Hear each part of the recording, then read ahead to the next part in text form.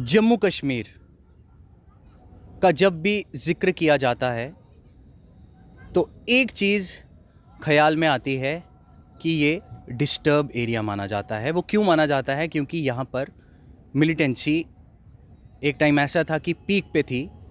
हालांकि मिलिटेंसी का ग्राफ गिरा भी है।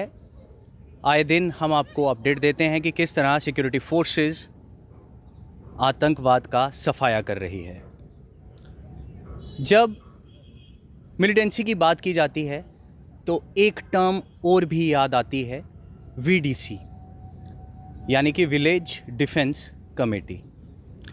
विलेज डिफेंस कमेटी ने एक अहम रोल प्ले किया है। पूरी तरह से आर्मी ने वीडीसी को ट्रेन भी किया था, पुलिस द्वारा ट्रेनिंग रही, एक अहम रोल रहा। जब मिलिटेंसी पीक पे थी, चाहे चिनाब वैली की बात की जाए, तो एक टाइम ऐसा था कि मिलिटेंसी की शुरुआत हो रही थी और जो इनोसेंट्स थे उनको निशाना बनाया जा रहा था। ऐसे में वीडीसी ने एक अहम रोल प्ले किया।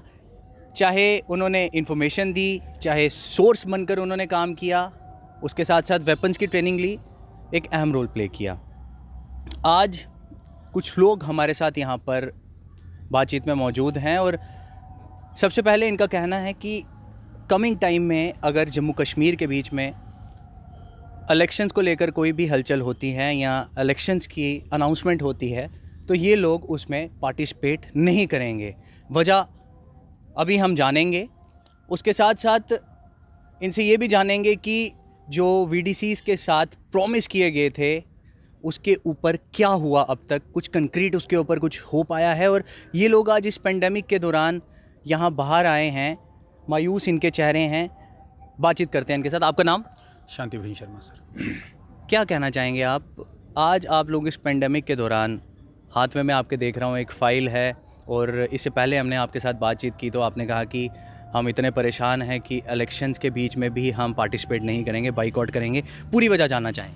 देखिए सर, हम इसलिए परेशान हैं, हम इसलिए मजबूर हो चुके हैं क्योंकि हम बहुत बड़े संकट का सामना कर रहे हैं।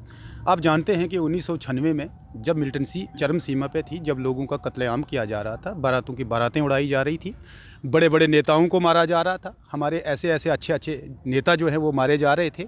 तो उस समय क्या था कि यहाँ अपने ग्रामीण क्षेत्रों में जो है कंट्रोल करना बड़ा मुश्किल हो चुका था।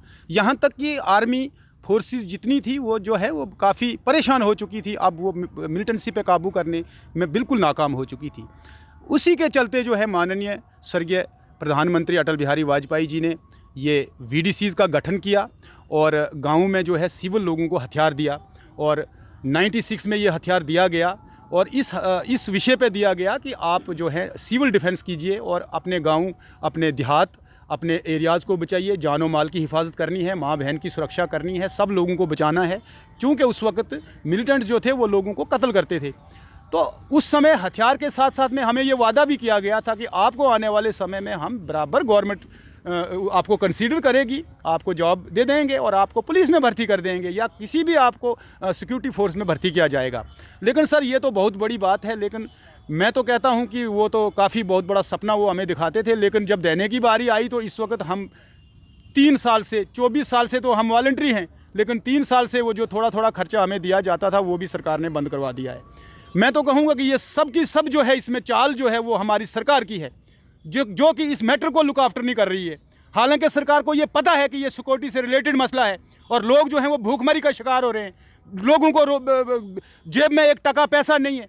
अब लोग करें तो करें क्या? पहाड़ी देहातों में रहने वाले हम लोग हैं, जंगली इलाकों में हम रहते हैं, जहाँ न बिजली है न पानी है, वहाँ हमारे रास्ते तक सीधे नहीं हैं, जहाँ आदमी को चलते चलते आदमी का एक्सीडेंट हो जाता है। ऐसे एरियाज़ में हम कैसे सिक्योरिटी करें, कैसे अपने परिवार को पालें, हम कैसे अपनी बेटियों की शादी करें, हम क्या करें? हम इतने मजबूर हो चुके हैं कि अब हम आत्महत्या करें, बस इससे आगे हमारा और कोई मैटर नहीं है। किस एरिया से आ रहे हैं आप? कौन सी लोकेशन? मैं सर डिस्ट्रिक्ट डोडा के इलाका महला है, बरशाला, महला, जठेली, शादीवन, ये एक बहुत कलेक्टिवल एरिया है, एक तहसील है जिसको हम महला बोलते हैं।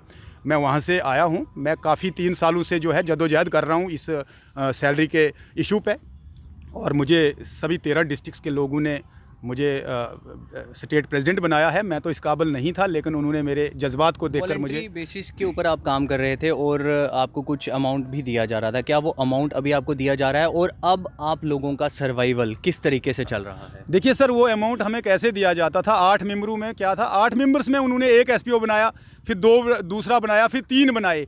और जो छोटी सी सैलरी हमें मिलती थी वो पहले 1500 थी, फिर 3000 थी, फिर 3 से 6 कर दी, 6 से 12 कर दी, तब बांटी जाती थी। हम ये नहीं कहेंगे कि नहीं बांटी जाती थी, लेकिन जब 18,000 की सैलरी हुई, पहले सरकारें जो थी, कांग्रेस थी, बीडीपी, बीजेपी, कोई भी सरकार थी, उस दौर में हमारे साथ ऐसा कुछ नहीं हुआ। लेकिन बड़े अफसोस की बात है कि आज एक इतनी पावरफुल गवर्नमेंट होकर, एक इतनी विशाल गवर्नमेंट होकर, और ये एक छोटा सा मसला जो है गरीब के मुंह में से जो है निवाला छीन कर जो लोगों ने ले लिया, और ये सरकार जो है ये कहती है कि हम आपको बड़े बड़े हमें सबज बाग दिखाती है। रीच कहाँ तक रहा? किस किस नेता को अप्रोच किया? एडमिनिस्ट्रेशन में किस सीनियर एडमिनिस्ट्रेटिव ऑफिसर के साथ आपने बात की और क्या वहाँ से आपको श्योरिटी अब तक दी जा रही है और कुछ उसमें पुख्ता हो नहीं पा रहा? हम तो माननीय लेफ्टिनेंट गवर्नर मुर्मू साहब के पास गए, उनको विनती की, उनको बताया ये रिटर्न ऑर्डर है मेरे पास, हमने डॉक्यूमेंट्री एविडेंस अप्लाई किया, उनको कहा कि सर इस हमारे मैटर को देखा जाए। उन्होंने माना था, बल्कि वो करने वाले भी थे, लेकिन बदकिस्मती हमारी कि उनका ट्रांसफ़र हो गया और बीच में कोविड-19 का दौर आ गया। उसके बाद हम माननीय अशोक कौल जी के पास गए, जो इस वक्त ऑर्गेनाइजेशन के चीफ सेक्रेटरी हैं और पूरा जो है इस वक्त गवर्नमेंट का ढांचा जो है उसको वो चला रहे हैं। फिर उसके बाद हम स्टेट प्रेसिडेंट के पास गए, हमने उनसे ये रिक्वेस्ट की कि आप सेंटर से इस हमारे मसले को हल करवाइए। इस वक्त आपके पास बहुत बड़ी विशाल सरकार है और आप इस हमारे मसले को करवाइए। लेकिन उन्होंने आज जो मजाक हमारे साथ किए, हम जीवन में इन्हें कभी नहीं भूलेंगे। आपके साथ बात करूँगा मैं। आपका नाम? मेरा नाम गरदारी सिंह है। गरदारी सिंह जी, मैं आपसे ये जानना चाहूँगा कि कितने वीडीसीज़ हैं अभी, कितना नंबर कितना है और कितने लोगों को इन्होंने जो है एसपीओ जो है उसको लगाया है? देखिए सर, हमारी रियासत के अंदर 36,000 जो हैं वो मेंबर हैं, जो अभी जो मेंबर हैं बीडीसी के, और कुछ जो 6-7 हज़ार जो हैं उनको एसपीओ बना दिया है। जो 6-7 हज़ार लोग थे ये सभी इन ग्रुपों में से आते हैं। तो आपने जानने की कोशिश की कि किस क्राइटेरिया के तहत उनको बनाया और आप लोगों को क्यों नहीं कंसिडर किया गया? देखिए सर, जब बीडीसी बनी थी तो हम एक बराबर थे सभी, तो उनमें से 1, 2, 3 कहीं पे हमारे 5 लोग भी हैं। जैसे डिस्ट्रिक्ट कठुआ के अंदर हैं, उधमपुर में हैं, कुछ जगह पे 5-5 मेंबर हैं। उसमें से 3 को एसपीओ बना दिया, वो अपनी मर्जी से बना दिया। जैसे मैंने बोल दिया, क्योंकि विश्वास की बात थी ना सर, हम 3-5 लोग थे, हमने बोला इसके अकाउंट में आएगी हम बांट लेंगे, हमने एक दूसरे में ऐसे फैसला कर लिया। लेकिन गवर्नमेंट ने क्या किया, जब 18,000 हुई है उसके बाद इन लोगों ने पैसा डिवाइड करना बंद कर दिया, क्योंकि ये पैसा पहले सीधा थाने में आता था और थाने से ये लोग खुद डिवाइड करते थे। अगर हमारी कुछ मिस अंडरस्टैंडिंग आपस में होती भी थी तो ये थाने में गल ख़त्म हो जाती थी, आपस में वो ख़त्म कर देते थे। तो जब से ये सीधा अकाउंट में आ रहा है सर, तब से ये प्रॉब्लम कुछ लोगों को आ रही है। कुछ लोग अभी दे रहे हैं, बॉर्डर एरिया में दे रहे हैं, कुछ एरिया में अभी भी दे रहे हैं, 60-70% कुछ लोग दे रहे हैं, अच्छे लोग हैं कुछ, तो कुछ लोग नहीं दे रहे हैं। तो हमारी गवर्नमेंट से यही रिक्वेस्ट है। इससे पहले जो भी गवर्नर साहब पहले थे हमारे एलजी मुर्मू साहब थे, उनसे भी मिले थे हमारे लोग, डेपुटेशन मिले थे। तो अब एलजी नहीं आए हैं, मनोज सिन्हा जी, इनसे ऊपर तो हमें बहुत उम्मीद है कि ये बहुत काम करेंगे।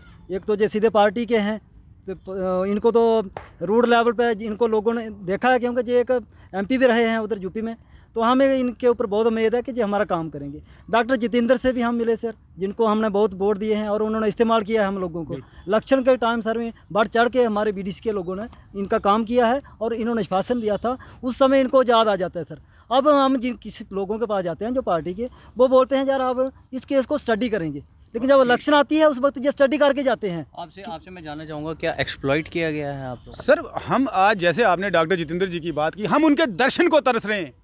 हम उनसे कहीं मिलते, हमने इलेक्शन के टाइम इतना बड़ा बलिदान जो है लोगों ने दिया है, लोगों ने उनको वोट दिया है, प्रचार किया, वीडीसी वालों ने इतने वोट उनको दिलाए, लेकिन आज हम माननीय डॉक्टर जितेंद्र जी को के दर्शन करने के लिए तरस रहे हैं। हम उनसे अपनी फरियाद करते, ये अपना दुखड़ा उनको सुनाते, लेकिन वो इस वक्त हमें दर्शन नहीं दे रहे हैं। हम बहुत दुखी हैं, इसलिए हम चाहते हैं कि आपके माध्यम से ये आवाज़ थोड़ा उन तक पहुंचाई जाए, वो वीडीसी के इन गरीब मेंबरों का कुछ देखें हाल चाल। तो ये साफ तौर पर परेशान हैं और इनका कहना है कि हमारी आखिर कोई क्यों नहीं सुन रहा। अप्रोच इनका मिनिस्टर्स तक रहा, एडमिनिस्ट्रेशन के सीनियर ऑफिसर्स तक रहा। इससे पहले जो जम्मू कश्मीर के हेड ऑफ यूनियन टेरिटरी थे जीसी मुर्मू, उनसे भी इन्होंने मुलाकात की, लेकिन इन लोगों का कहना है कि हमारा जो मैटर है उसको सीरियसली नहीं लिया जा रहा। एक टाइम ऐसा था कि जब हमारी ज़रूरत थी और हमें कहीं ना कहीं इस्तेमाल किया गया, और उसके बाद अब हम लोगों को इग्नोर किया जा रहा है। अब देखने वाली बात ये होगी कि एडमिनिस्ट्रेशन इनका मैटर कितना सीरियसली लेती है। कैमरामैन साहिल शर्मा के साथ मैं Somil Abrol, the news now, Jammu.